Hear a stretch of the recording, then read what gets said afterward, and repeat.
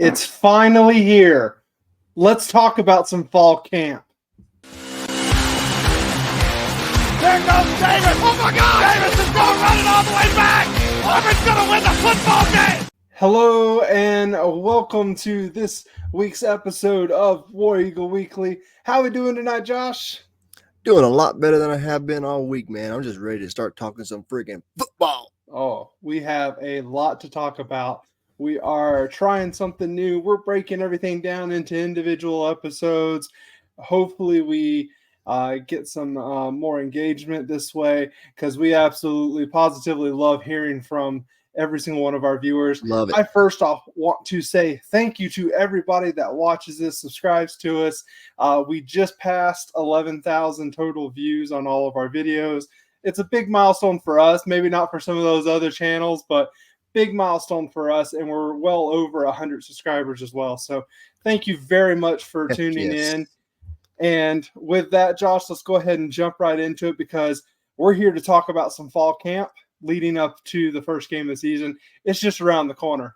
Oh, man. Let's get it. I am super excited.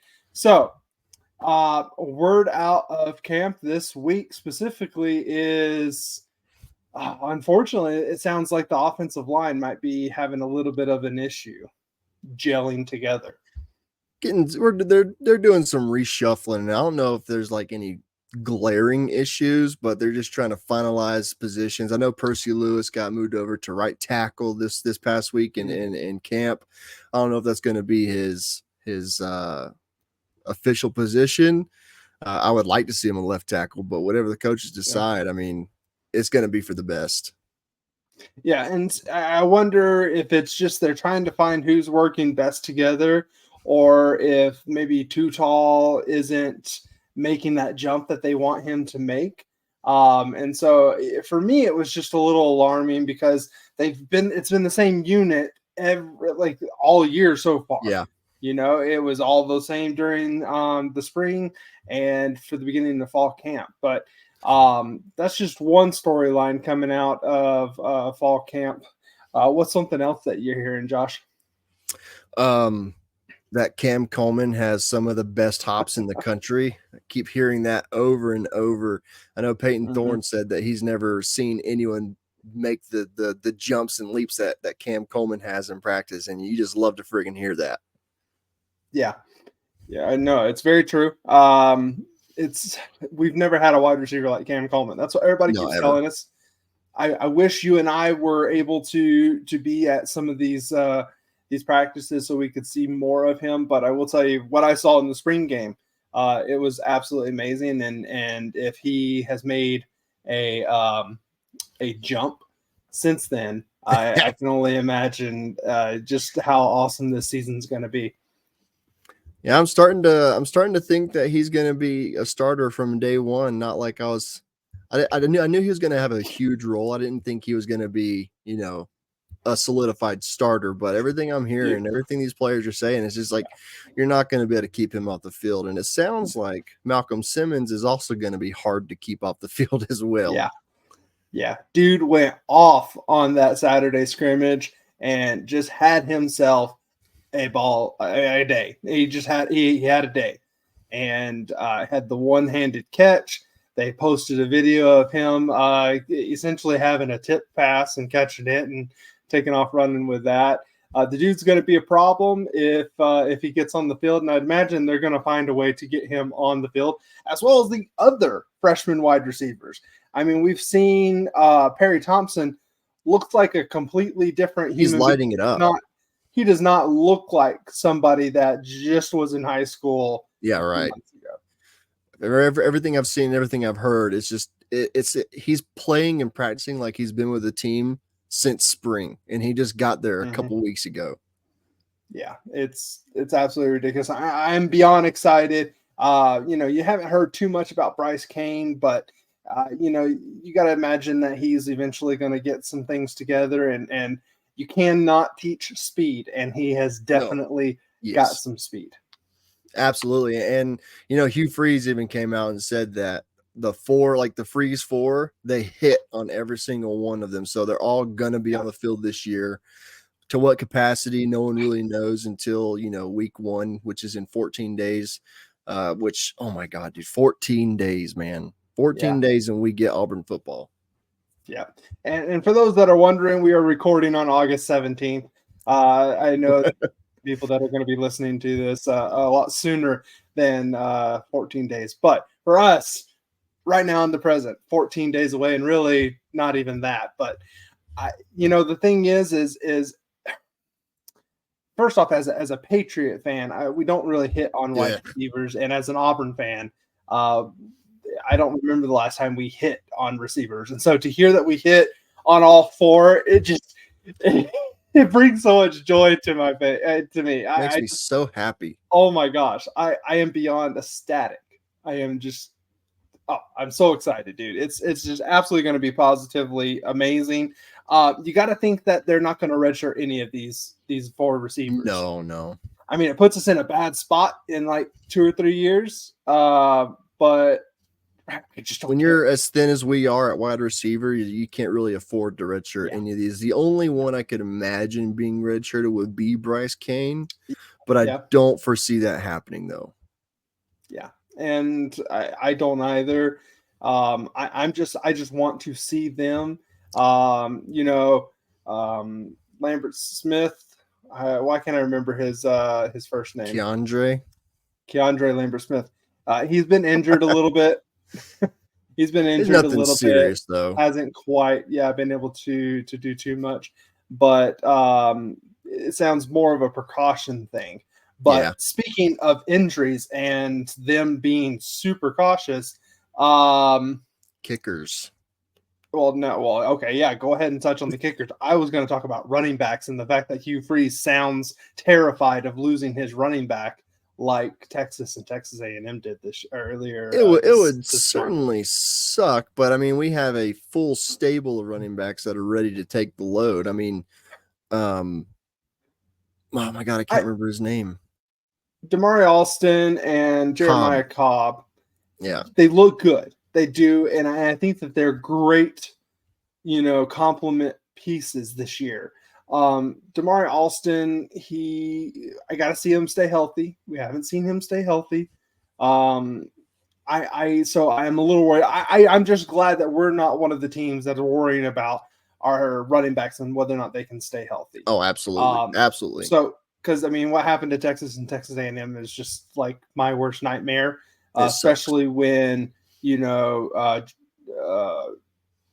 Hunter has gotten so much preseason recognition, but he is not the only one kind of getting a little bit of preseason recognition. I want to jump into, we have a number of different players that were named to national award watch list. And the one that's gotten the most talk lately is Peyton Thorne getting added to the Johnny Unitas Golden Arm Award, which I didn't even hear about until this year. But knew before he made the list because of NCAA 25 and them not having the Davey O'Brien Award on there. And that was the only kind of quarterback award. So I knew about it before it was announced that Peyton Thorne made it. But I had never even heard of it. That's crazy. I mean, it's reserved for seniors, and he is a senior this year, but I can't believe you didn't know the Golden Arm Award existed. That's crazy. You call yourself a football fan. Yeah. Well, it was the Davey O'Brien and the Heisman. That's the big ones that I remember. Those are 2 big ones, that's for sure. Yeah.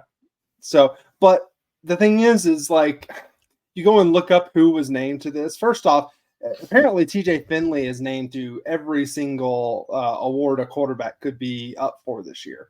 He's on the watch list for every single one, and that sickens me a little bit. But he lit it up at Texas State.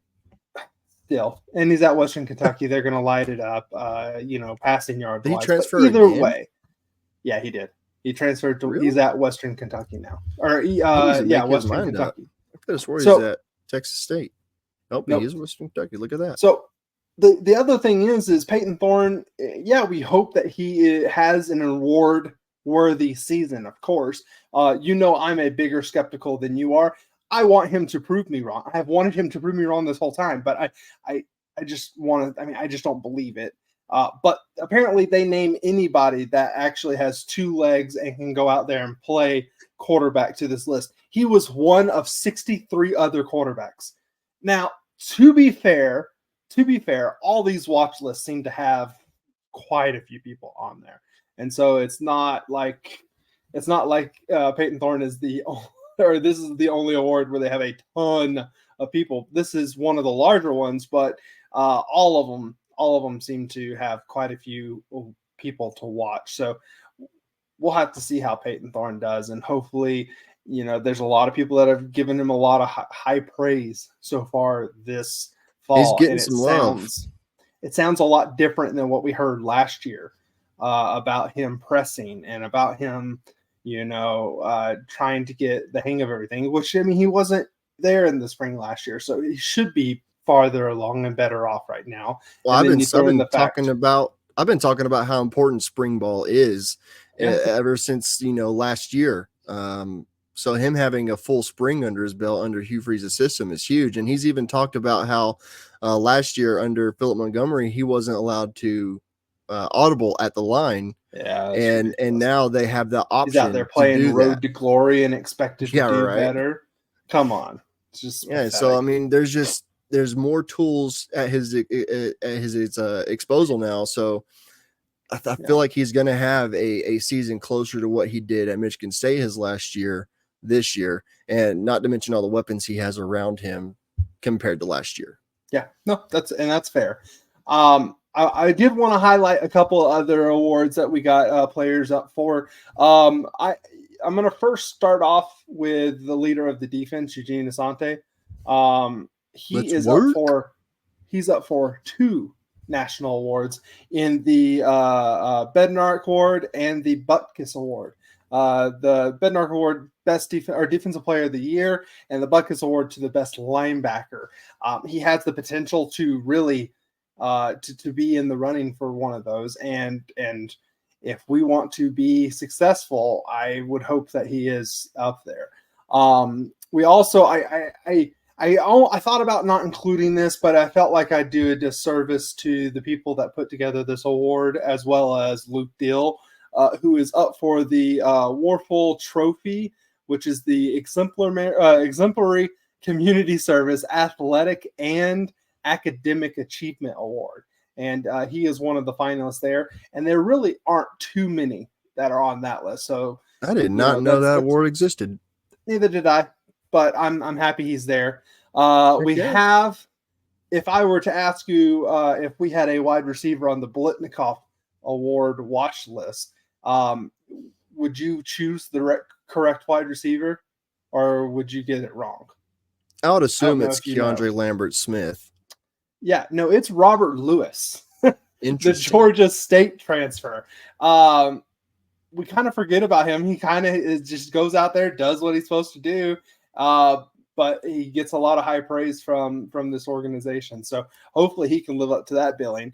And then Jarquez Hunter up for 2 awards as well. The Doak Walker Award to the best running back, as well as the Maxwell Award, which is the college player of the year. And then, so, again, Jarquez Hunter just getting all kinds of recognition. We got the John Mackey Award, which is for the best tight end, Rivaldo Fairweather. The Luke Graza Award out to Alex McPherson, who is up for best kicker. Hopefully he can get healthy enough to be in the running for that, because he definitely has the ability and the talent to be up there. Let's see here. I didn't even know about this one either. The Paul Hornung Award, which is the most versatile player, Keontae Scott. Okay, cool. Ray Guy Award, Oscar Chapman for best punter. And then, of course, the Remington Award to our man, Connor Liu, getting a lot of recognition for being the best center, or being after having a freshman season he did, after having to come in for an injury and just playing lights out like he did, I wouldn't expect anything less. Yeah. So, really, it's one of those things where you and I have been waiting to talk about fall camp, and you've been telling me constantly, like, hey, we got to do an episode about fall camp. And I keep putting it off, and I keep putting it off, and I didn't want to talk about it because it's one of those things that when you start talking about fall camp, you You're not start gonna getting stop. really juiced about the Yeah. season. And as you pointed out earlier, we're still 14 days away, and it's not close enough for my liking. No. So one of the things that, you know, we'd love to talk about is quarterback and quarterback depth. And apparently the coaching staff is that they are all in agreement to the depth chart for our quarterback position. If you had to guess, Josh, what is the depth chart look like for quarterback? I mean, obviously, I think we can both agree that Peyton Thorne is number one right now. Yes. I would say number 2. I would say 2A and 2B. 2A is going to be Holden Gardner, and 2B Hank Brown, with Walker White coming in the rear. So that would be my guess for the official quarterback pecking order. Okay. And see, and I'm sorry, I just don't know which quarterback I want backing Peyton Thorne up, you know. I would only say I'd want Holden Gardner to be QB number 2, for mainly because he's been in college the longest out of the other 3 quarterbacks behind Peyton Thorne. It's going to be his second full year under Hugh Freeze. Same with Hank Brown, but you gotta think at that point, experience in college is going to play a bigger part in the QB2 situation. You would think, and I mean, man, he just has all the talent in the world. We constantly hear about how pretty of a ball he throws, but he just has never shown us in game, and so I'm just worried that he's not going to be able to help too much. But hey, I trust the coaches. I feel like they're going to put us in a good spot, and we still got some time for other players to step up if need be. So that's everything I had listed to talk about tonight. Josh, anything you want to add and bring to the table? Other than the fact that I'm super stoked for this season to begin, and these next 13 days, 19 hours, 29 minutes, and 9 seconds cannot go fast enough. Hell yeah, man. Hell yeah. Well, hey, on that note, War Eagle Josh. War Eagle Cameron.